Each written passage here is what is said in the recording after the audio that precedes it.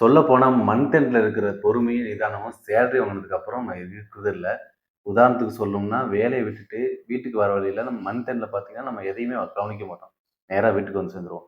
இதே சேலரி வாங்குன புதுசுல எல்லாமே நம்ம கண்ல படும். வீட்டுக்கு ஏதாவது வாங்கிட்டு போலாமா? நைட்டு டின்னருக்கு கடையில வாங்கி சாப்பிடலாமா? ஆட்ல பார்த்து நம்ம வாங்கணும்னு நெனச்ச பொருளெல்லாம் நம்ம வாங்கலாமா? இப்படி எல்லாமே நமக்கு தோணும். ஆன்லைன்ல சில ப்ராடக்ட்லாம் பார்த்துட்டு நம்ம ஃப்ரெண்ட்ஸ் கிட்ட, "இந்த ப்ராடக்ட் எப்படி இருக்கு? இது எனக்கு மேட்சா இருக்குமா?" அப்படின்னு நம்ம கேட்டுட்டு இருப்போம். ரியாலிட்டி என்னன்னா, நம்ம என்னென்ன வாங்கணும்னு யோசிச்சதுல 80% கூட நம்ம வாங்க மாட்டோம். 20% வந்து 1, 2 தப்பி தவறி நம்ம வாங்குவோம். எத வாங்கலாம்? எப்ப வாங்கலாம்? எப்படி வாங்கலாம்? எங்க வாங்கலாம்ன்னு யோசிச்சு முடிவு பண்றதுக்குள்ள மந்த் எண்ட் வந்து வந்துரும். இப்படித்தான் ஒவ்வொரு மாசமும் நமக்கு போயிட்டுருக்கு. மந்த் எண்ட்ல பொறுமையாவும், நிதானமும் நல்லா யோசிச்சு ஒவ்வொரு விஷயமும் செய்ற மாதிரி, சேலரி வாங்குன புதுசுல நம்ம செஞ்சோம்னா, ஒவ்வொரு மாசமும் நமக்கு நல்லா இருக்கும். இந்த பதிவு பிடிச்சிருந்தா லைக் பண்ணுங்க. உங்களுக்கு என்ன தோணுதுங்கிறது கமெண்ட்ல சொல்லுங்க. Thank you.